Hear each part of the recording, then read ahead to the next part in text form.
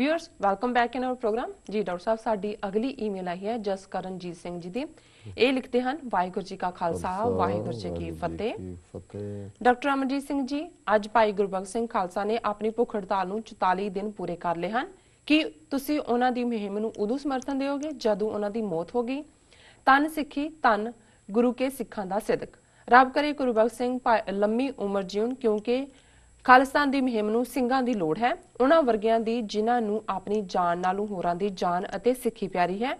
ਖਾਲਿਸਤਾਨ ਨੂੰ ਸਲਾਮ ਜੀ। ਡਾਕਟਰ ਸਾਹਿਬ ਵੀਰ ਜਸਕਰਨਜੀਤ ਸਿੰਘ ਜੀ ਦਾ ਬਹੁਤ ਬਹੁਤ ਸ਼ੁਕਰੀਆ। ਉਹਨਾਂ ਨੇ ਸਾਨੂੰ ਲਿਖਿਆ, ਭਾਵੇਂ ਉਹਨਾਂ ਨੇ 24ਵਾਂ ਲਿਖਿਆ, ਅਖੀਰ ਤੋਂ ਗੱਲ ਸ਼ੁਰੂ ਕਰੀ ਹੈ। ਖਾਲਿਸਤਾਨ ਨੂੰ ਉਹਨਾਂ ਨੇ ਸਲਾਮ ਕੀਤਾ ਹੈ, ਸਾਡਾ ਵੀ ਹਮੇਸ਼ਾ ਸਲਾਮ ਜੀ।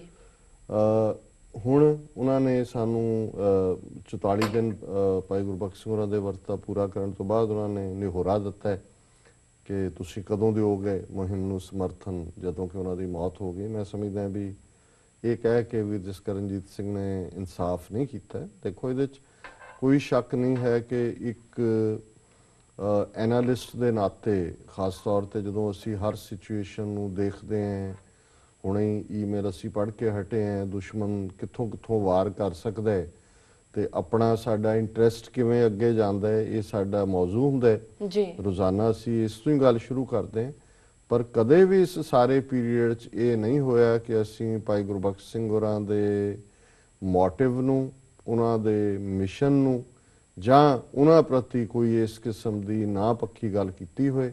ਜਿਹੜੀ ਚੀਜ਼ ਇਨੀਸ਼ੀਅਲੀ ਮੀਡੀਆ 'ਚ ਆਈ, ਉਸ ਦਾ ਜ਼ਿਕਰ ਕਰਨਾ ਵੀ ਜਿਹੜਾ ਹੈ ਉਹ ਆਪਣੇ ਸਾਡੇ ਦਰਸ਼ਕਾਂ ਦੇ ਨਾਲ ਜਾਂ ਸੰਗਤ ਦੇ ਨਾਲ ਇਨਸਾਫ ਕਰਨ ਲਈ ਜ਼ਰੂਰੀ ਸੀ। ਅਸੀਂ ਫੁੱਲ ਸਕੇਲ ਹਮਾਇਤ ਦਿੱਤੀ ਹੈ। ਜੇ ਆਟਵਾ ਦੇ ਵਿੱਚ ਅੱਜ ਚੇਨ ਹੰਗਰ ਸਟ੍ਰਾਈਕ ਚੱਲ ਰਹੀ ਹੈ, ਬਹੁਤ ਸਾਰੇ ਸਾਡੇ ਨਾਲ ਪ੍ਰੇਮ ਕਰਨ ਵਾਲੇ ਸਿੰਘ ਜਿਨ੍ਹਾਂ ਨੇ ਇਹ ਸਾਰੇ ਬਾਰੇ ਪਹਿਲਾਂ ਰਾਏ ਕੀਤੀ ਔਰ ਅਸੀਂ ਉਹਨਾਂ ਨੂੰ ਆਪਣਾ ਫੁੱਲ ਬੈਕਿੰਗ ਜਿਹੜੀ ਹੈ ਉਹ ਦੇ ਕੇ ਇਸ ਪਾਸੇ ਵੱਲ ਜਾਣ ਲਈ ਕਿਹਾ। ਜੇ ਅੱਜ ਇੱਥੇ ਪ੍ਰੋਟੈਸਟ ਰੱਖਿਆ ਗਿਆ ਔਰ ਇਹੀ ਨਹੀਂ, TV 84 ਦੇ ਹਵਾਲੇ ਨਾਲ ਅੱਜ ਦਾ ਅਸੀਂ ਜਿਹੜਾ ਸਾਰਾ ਪ੍ਰੋਟੈਸਟ ਕਵਰ ਕੀਤਾ ਜੀ। ਇਸੇ ਤਰ੍ਹਾਂ ਜਿਹੜੇ ਮਨਵੀਰ ਸਿੰਘ ਮੌਂਟਰੀਆਲ 'ਚ ਨੇ, ਲਗਾਤਾਰਤਾ ਦੇ ਨਾਲ ਉਸ ਥਾਂ ਦੇ ਉਸ ਸਾਰੀ ਮੁਹਿੰਮ ਦਾ ਹਿੱਸਾ ਨੇ ਔਰ ਜਿਵੇਂ ਮੈਂ ਪਹਿਲਾਂ ਵੀ ਕਿਹਾ ਵੀ ਉਹਨਾਂ ਦੀ ਕਵਰੇਜ ਜਿਹੜੀ ਹੈ ਅਸੀਂ ਸਾਹਮਣੇ ਵੀ ਲਿਆਵਾਂਗੇ।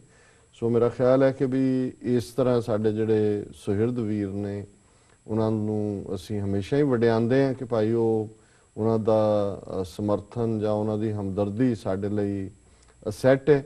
ਪਰ ਇਸ ਤਰ੍ਹਾਂ ਕਰਕੇ ਅਸੀਂ ਕਈ ਵਾਰ ਜਿਹੜੇ ਸ਼ਰਾਰਤੀ ਔਰ ਇਸ ਕਿਸਮ ਦੀ ਇੱਕ ਕੈਟ ਕੈਲੀਫੋਰਨੀਆ 'ਚ ਬੈਠੀ ਹੈ, ਜਿਹੜੀ ਸਾਡੇ ਜਿਹੜਾ ਸਾਡਾ ਪਹਿਲਾ ਐਨਾਲਿਸਿਸ ਸੀ, ਉਸ ਵੀਡੀਓ ਨੂੰ ਆਧਾਰ ਬਣਾ ਕੇ ਉਹ ਬੜੀ ਸ਼ਰਾਰਤ ਭਰਪੂਰ ਜਿਹੜਾ ਹੈ ਉਹ ਮਿਸ ਗਾਈਡਡ ਲਾਈਨ ਦੇ ਉੱਤੇ ਪ੍ਰੋਪੇਗੈਂਡਾ ਕਰ ਰਹੇ ਔਰ ਹੋ ਸਕਦਾ ਹੈ ਇਹਨਾਂ ਨੇ ਉਹ ਖੁਦ ਸੁਣਿਆ ਵੀ ਨਾ ਹੋਏ ਜਾਂ ਦੇਖਿਆ ਨਾ ਹੋਏ ਉਸ ਵੀਡੀਓ ਨੂੰ ਔਰ ਉਸ ਨੂੰ ਆਧਾਰ ਬਣਾ ਕੇ ਉਹਨਾਂ ਨੇ ਜਿਹੜਾ ਕੋਈ ਇਸ ਕਿਸਮ ਦੀ ਧਾਰਨਾ ਬਣਾਈ ਹੋਏ। ਸੋ ਅਸੀਂ ਸਮਝਦੇ ਹਾਂ ਵੀ ਅਸੀਂ ਫੁੱਲੀ ਜਿਹੜਾ ਇਸ ਪਾਰਟ ਦਾ, ਕਿਉਂਕਿ ਇਹ ਕਹਿਣਾ ਕਿ ਜੇ ਅਸੀਂ ਸਮਰਥਨ ਕਰਦੇ ਹਾਂ, ਮੈਨੂੰ ਇਹ ਵੀ ਜਿਹੜਾ ਗੱਲ ਆਪਣੇ ਆਪ ਦੇ ਵਿੱਚ ਜਿਹੜੀ ਆ ਉਹ ਸ਼ਰਮ ਦੇਣ ਵਾਲੀ ਲੱਗਦੀ ਹੈ ਕਿ ਭਾਈ ਇਹ ਤਾਂ ਸਾਡਾ ਸਾਰਾ ਪਾਰਟ ਹੈ, ਹਿੱਸਾ ਹੈ ਉਹ ਸਾਰੀ ਮੂਵਮੈਂਟ ਨੂੰ ਜਿਹੜਾ ਹੈ ਜਿਸ ਦੇ ਵਿੱਚ ਜਿਨ੍ਹਾਂ ਨੇ ਕਾਨੂੰਨੀ ਦਾਇਰੇ ਦੇ ਵਿੱਚ ਰਹਿੰਦਿਆਂ ਵੀ ਜਿਹੜਾ ਆਪਣੀਆਂ ਸਜ਼ਾਵਾਂ ਪੂਰੀਆਂ ਹੋਣ ਤੋਂ ਬਾਅਦ ਵੀ ਉਹਨਾਂ ਨੂੰ ਨਹੀਂ ਛੱਡਿਆ ਗਿਆ। ਸੋ ਇਹ ਇੱਕ ਇਸ਼ੂ ਹੈ, ਲੇਕਿਨ ਇਹ ਨਹੀਂ ਹੈ ਕਿ ਵੀ ਅਸੀਂ ਅੱਖਾਂ ਬਿਲਕੁਲ ਬੰਦ ਕਰ ਲਈਏ ਜਾਂ ਜੋ ਕੁਝ ਚਾਰ ਚਫੇਰੇ ਹੁੰਦਾ ਹੈ ਜਾਂ ਹੋ ਰਿਹਾ ਹੈ ਉਹ ਵੀ ਅਸੀਂ ਇਸ ਸਾਰੇ ਨੂੰ, ਬਹੁਤ ਸਾਰੀ ਜਾਣਕਾਰੀ ਜੋ ਸਾਨੂੰ ਮਿਲਦੀ ਹੈ ਉਹਨੂੰ ਅਸੀਂ ਫਿਲਟਰ ਕਰਦੇ ਹਾਂ, ਉਸ ਨੂੰ ਡਬਲ ਚੈੱਕ ਵੀ ਕਰਦੇ ਹਾਂ ਔਰ ਫਿਰ ਵੀ ਸਾਡਾ ਇਹ ਯਤਨ ਹੁੰਦਾ ਹੈ ਕਿ ਵੀ ਅਸੀਂ ਆਪਣੇ ਕੌਜ਼ ਨਾਲ ਸੰਬੰਧਿਤ ਜਿਹੜੀਆਂ ਸ਼ਖਸੀਅਤਾਂ ਨੇ, ਆਰਗੇਨਾਈਜੇਸ਼ਨਸ ਨੇ, ਉਹਨਾਂ ਦੀਆਂ ਕਮਜ਼ੋਰੀਆਂ ਦੇਖਦਿਆਂ ਹੋਇਆਂ ਵੀ ਅਸੀਂ ਉਹਨਾਂ ਦੇ ਕੌਜ਼ ਨੂੰ ਜਾਂ ਉਹਨਾਂ ਦੇ ਕੰਮਕਾਰ ਦੀ ਸ਼ਲਾਘਾ ਕਰਦੇ ਹਾਂ, ਹਮਾਇਤ ਦਿੰਦੇ। ਸੋ ਇਹਨਾਂ ਦਾ ਵੀਰ ਜਸਕਰਨਜੀਤ ਸਿੰਘ ਜੀ ਦਾ ਬਹੁਤ ਬਹੁਤ ਧੰਨਵਾਦ, ਉਹਨਾਂ ਨੇ ਸਾਨੂੰ ਲਿਖਿਆ ਜੀ। ਡਾਕਟਰ ਸਾਹਿਬ ਸਾਡੀ ਅਗਲੀ ਈਮੇਲ ਪਵਦੀਪ ਸਿੰਘ ਜੀ ਦੀ ਹੈ। ਇਹ ਲਿਖਦੇ ਹਨ ਵਾਹਿਗੁਰੂ ਜੀ ਕਾ ਖਾਲਸਾ ਵਾਹਿਗੁਰੂ ਜੀ ਕੀ ਫਤਿਹ। ਮੇਰਾ ਨਾਮ ਪਵਦੀਪ ਸਿੰਘ ਹੈ, ਮੈਂ ਜਬਲਪੁਰ ਮੱਧ ਪ੍ਰਦੇਸ਼ ਤੋਂ ਹਾਂ। ਵੀਰ ਜੀ, ਮੈਂ ਤੁਹਾਡਾ ਪ੍ਰੋਗਰਾਮ YouTube ਤੋਂ ਸੁਣਦਾ ਹਾਂ। ਤੁਹਾਡੇ ਵਿਚਾਰ ਨਿਰਮੋਲ ਹੁੰਦੇ ਹਨ। ਤੁਸੀਂ ਹਰ ਵਿਸ਼ੂ ਉੱਤੇ ਨਿਡਰ ਹੋ ਕੇ ਆਪਣੇ ਵਿਚਾਰ ਰੱਖਦੇ ਹੋ ਤੇ ਸੱਚ ਦਾ ਪ੍ਰਚਾਰ ਕਰਦੇ ਹੋ। ਵੀਰ ਜੀ, ਮੇਰਾ ਸਵਾਲ ਇਹ ਹੈ ਕਿ ਜਿਸ ਤਰ੍ਹਾਂ ਤੁਸੀਂ ਕਿਹਾ ਕਿ ਸਿੱਖ ਪੰਥ ਦੀ ਮਹਾਨ ਸ਼ਖਸੀਅਤ ਦਾ ਰੋਲ 84 ਸਿੱਖ ਨਸਲ ਕੁਸ਼ੀ ਵੇਲੇ ਦਾ ਦੱਸਦੇ ਹੋ, ਇਸ ਤਰ੍ਹਾਂ ਹੀ ਪ੍ਰੋਫੈਸਰ ਦਰਸ਼ਨ ਸਿੰਘ ਜੀ ਦਾ ਰੋਲ ਕੀ ਸੀ? ਉਸ ਵੇਲੇ ਤੇ ਉਸ ਤੋਂ ਬਾਅਦ 1990 ਤੱਕ ਕੀ ਰੋਲ ਸੀ, ਇਸ ਬਾਰੇ ਥੋੜੀ ਡਿਟੇਲ ਵਿੱਚ ਦੱਸੋ। ਮੈਂ ਇੱਥੇ ਦਸਮ ਗ੍ਰੰਥ ਬਾਰੇ ਕੋਈ ਡਿਸਕਸ਼ਨ ਨਹੀਂ ਕਰਨਾ ਚਾਹੁੰਦਾ, ਪਰ ਉਹਨਾਂ ਨੂੰ ਪੰਥ ਤੋਂ ਜਿਸ ਤਰੀਕੇ ਨਾਲ ਛੇਕਿਆ ਹੈ ਕਿ ਉਹਦੇ ਵਿੱਚ ਕੋਈ ਸਾਜ਼ਿਸ਼ ਹੈ ਜਾਂ ਨਹੀਂ। ਵਾਹਿਗੁਰੂ ਜੀ ਕਾ ਖਾਲਸਾ, ਵਾਹਿਗੁਰੂ ਜੀ ਕੀ ਫਤਿਹ।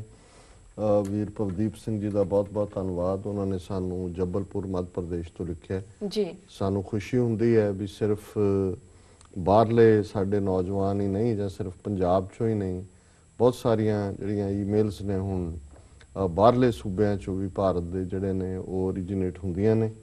ਉਹਨਾਂ ਨੂੰ ਸੱਚੋ ਸੱਚ ਪ੍ਰੋਗਰਾਮ ਚੰਗਾ ਲੱਗਦਾ ਹੈ, YouTube ਤੇ ਦੇਖਦੇ ਨੇ, ਉਹ ਸਮਝਦੇ ਨੇ ਕਿ ਵੀ ਅਸੀਂ ਸੱਚ ਦੀ ਗੱਲ ਕਰਦੇ ਹਾਂ ਜੀ।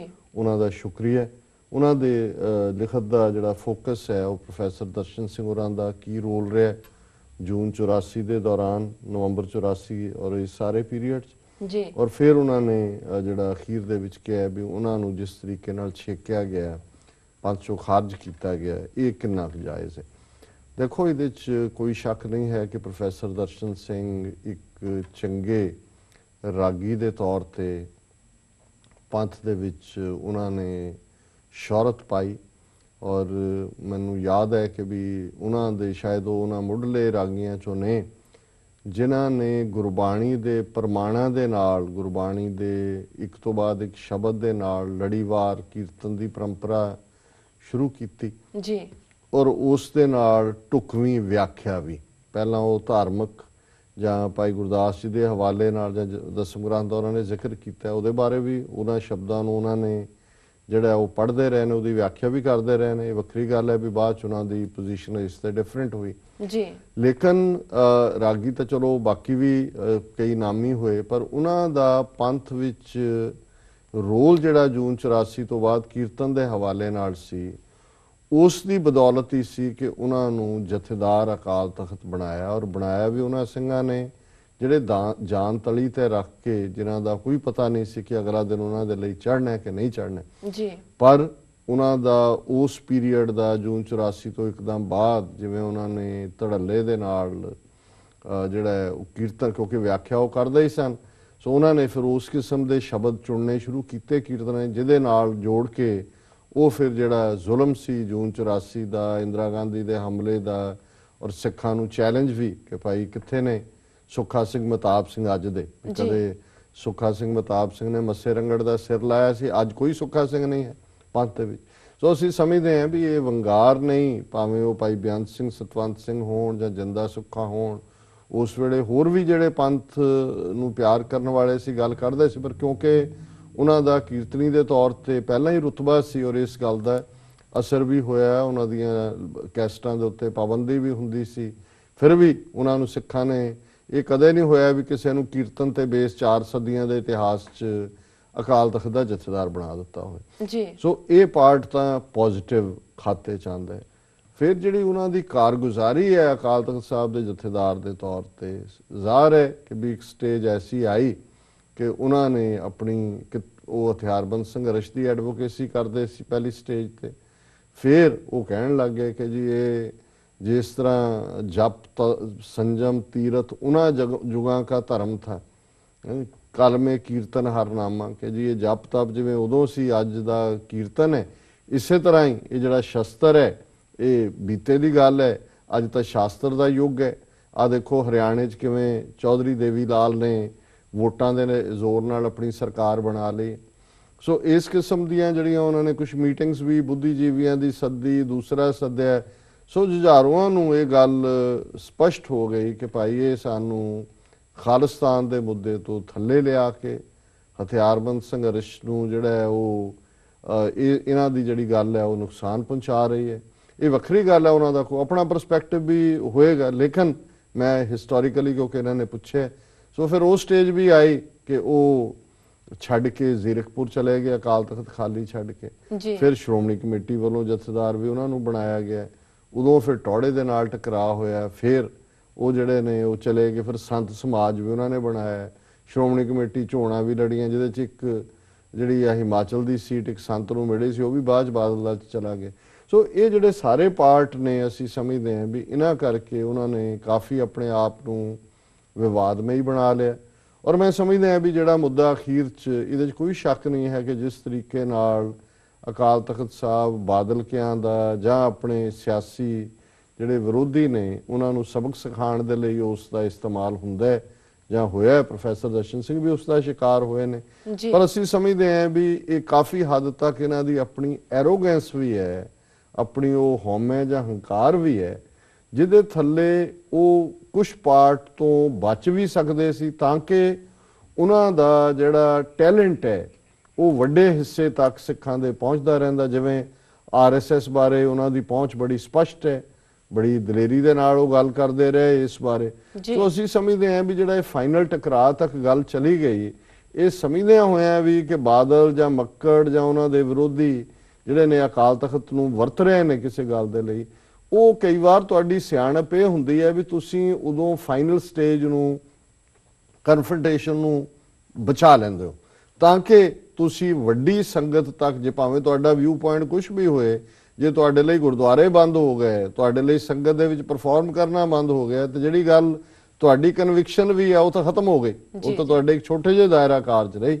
ਸੋ ਮੈਂ ਹਾਲਾਂਕਿ ਗੁਰੇਜ਼ ਕਰਦਾ ਹੁੰਦਾ ਕੁਝ ਵੀ ਕਹਿਣ ਤੋਂ, ਪਰ ਜਦੋਂ ਹੁਣ ਸਾਡੇ ਦਰਸ਼ਕ ਕੋਈ ਸਪੈਸੀਫਿਕ ਸਵਾਲ, ਪੁਆਇੰਟਡ ਕੁਐਸਚਨ ਹੁੰਦਾ ਹੈ, ਫਿਰ ਮੇਰਾ ਇਹ ਫਰਜ਼ ਹੈ ਕਿ ਵੀ ਮੈਂ ਉਸ ਪਾਰਟ ਨੂੰ ਕਰਾਂ। ਸੋ ਬਾਕੀ ਹੋਰ ਵੀ ਘਟਨਾਵਾਂ ਨੇ ਜਿਨ੍ਹਾਂ ਕਰਕੇ ਵਰਜੀਨੀਆ ਗੁਰਦੁਆਰਾ ਸਾਹਿਬ 123 ਤੇ ਜਿਸ ਇੱਕ ਕੇਸ 'ਚ ਉਹਨਾਂ ਨੇ ਜਾ ਕੇ ਗਵਾਹੀ ਦਿੱਤੀ ਔਰ ਜਿਸ ਤਰੀਕੇ ਨਾਲ ਉਹਨਾਂ ਨੇ ਅਕਾਲ ਤਖਤ ਸਾਹਿਬ ਨੂੰ ਛੁਟਾਇਆ, ਖੁਦ ਸਾਬਕਾ ਜਥੇਦਾਰ ਹੁੰਦੇ ਆ, ਉਹਦਾ ਖਮਿਆਜ਼ਾ ਉੱਥੇ ਅੱਜ ਤੱਕ ਵੀ ਸਾਡੇ ਵੀਰ ਭੁਗਤ ਰਹੇ ਨੇ, ਜਿਨ੍ਹਾਂ ਦੀ ਇਮੀਗ੍ਰੇਸ਼ਨ ਕੈਂਸਲ ਜਿਹੜੀ ਹੈ ਉਹ ਸਿਟੀਜ਼ਨਸ਼ਿਪ ਨਹੀਂ ਮਿਲੀ ਔਰ ਕਿੰਨਿਆਂ ਦੇ ਖਿਲਾਫ ਕੇਸ ਰਜਿਸਟਰ ਹੋਏ ਔਰ ਉਹਦੇ 'ਚੋਂ ਇੱਕ ਵਿਟਨੈਸ ਬਣ ਕੇ ਉਸ ਰਾਈਵਲ ਧੜੇ ਦੇ ਨਾਲ ਆਏ ਜਿਹੜਾ ਸਿੱਖੀ ਸਿਧਾਂਤਾਂ ਯਕੀਨ ਨਹੀਂ ਸੀ ਰੱਖਦਾ। ਸੋ ਇਸ ਕਿਸਮ ਦੀਆਂ ਵੀ ਉਹਨਾਂ ਨੇ ਕਾਰਵਾਈਆਂ ਕੀਤੀਆਂ ਨੇ। ਸੋ ਇਹਨਾਂ ਦਾ ਵੀਰ ਜਸਕਰਨਜੀਤ ਸਿੰਘ ਜੀ ਦਾ ਬਹੁਤ-ਬਹੁਤ ਧੰਨਵਾਦ, ਉਹਨਾਂ ਨੇ ਸਾਨੂੰ ਲਿਖਿਆ। ਜੀ ਡਾਕਟਰ ਸਾਹਿਬ, ਵੇਲਾ ਵੀ ਹੋ ਗਿਆ ਬ੍ਰੇਕ ਤੇ ਜਾਣ ਦਾ। ਵੀਅਰਸ, ਤੁਸੀਂ ਇਸ ਤਰ੍ਹਾਂ ਬਣੇ ਰਹੋ, ਮਿਲਦੇ ਹਾਂ ਛੋਟੇ ਵਕਫੇ ਤੋਂ ਬਾਅਦ।